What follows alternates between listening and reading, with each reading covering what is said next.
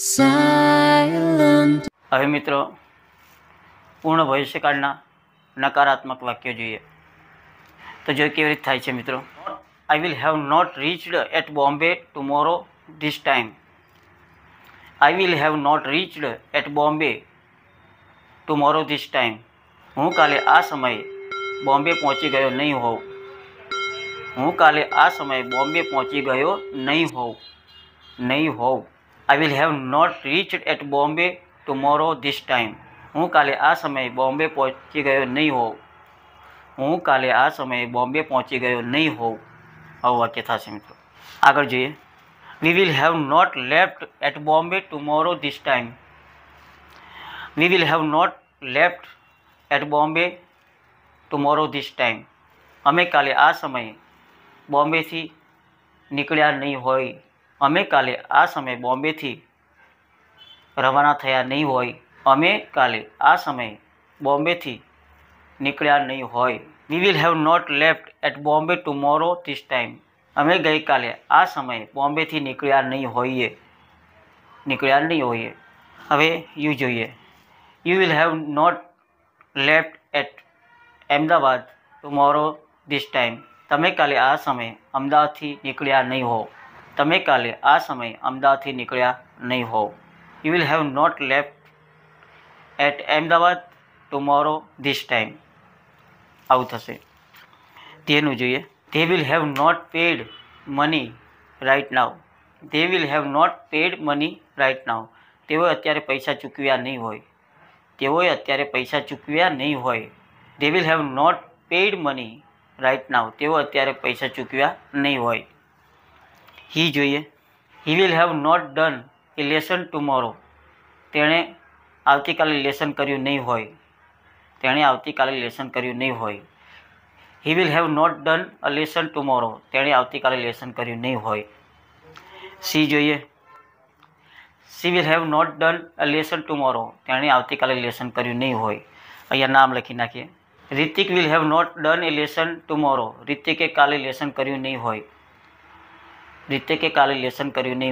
Hrithik will have not done a lesson tomorrow. રિતિકે કાલે lesson કર્યું નહીં હોય. C. Sabnam will have not done a lesson tomorrow. Sabnam will have not done a lesson tomorrow. Sabname કાલે lesson કર્યું નહીં હોય. Parrot will have not flew from there.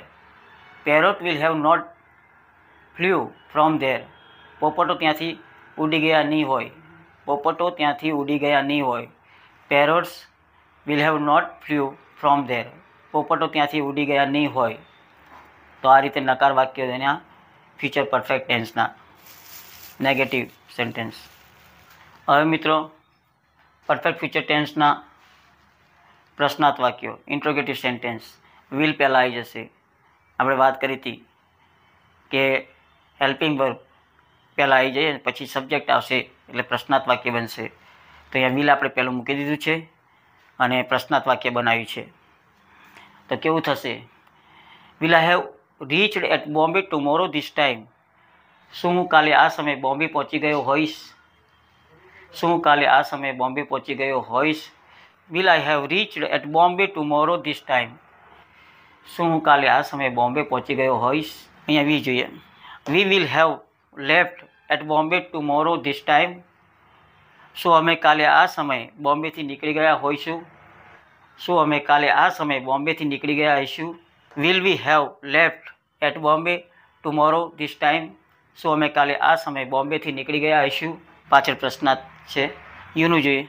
આ દરેક પ્રશ્નાર્થ વાક્ય છે લખવામાં ક્વેશ્ચન માર્ક લખવું પડશે મિત્રો.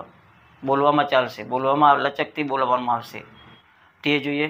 Will they have paid the money tomorrow. શું તેઓએ કાલે પૈસા ચૂકવી દીધા હશે? Will they have paid the money tomorrow. શું તેઓએ કાલે પૈસા ચૂકવી દીધા હશે? હી જોઈએ. Will he have done a lesson tomorrow. શું તેણે કાલે લેસન કરી નાખ્યું હશે? Will he have done a lesson tomorrow. શું તેણે કાલે લેસન કરી નાખ્યું હશે? શું તેણે કાલે લેસન કરી દીધું હશે? સી જોઈએ. Will see have done a lesson tomorrow. Will see have done a lesson tomorrow. Will see have done a lesson tomorrow. શું તેણે કાલે લેસન કરી દીધું હશે? અહીંયા નામ લખી નાખીએ. કોઈ નામ બોલીએ તો કેવું થશે? Will Kiran have done a lesson tomorrow. શું કિરણે કાલે લેસન કરી દીધું હશે? શું કિરણે કાલે લેસન કરી નાખ્યું હશે? Will Shilpa have done a lesson tomorrow. Will Shilpa have done a lesson tomorrow. શું શિલ્પાએ કાલે લેસન કરી નાખ્યું હશે? શું શિલ્પાએ કાલે લેસન કરી નાખ્યું હશે? આ રીતે થશે મિત્રો પૂર્ણ ભવિષ્યકાળના પ્રશ્નાર્થ વાક્ય. હવે પ્રશ્નાર્થ અને નેગેટિવ બંને જોઈ લઈએ.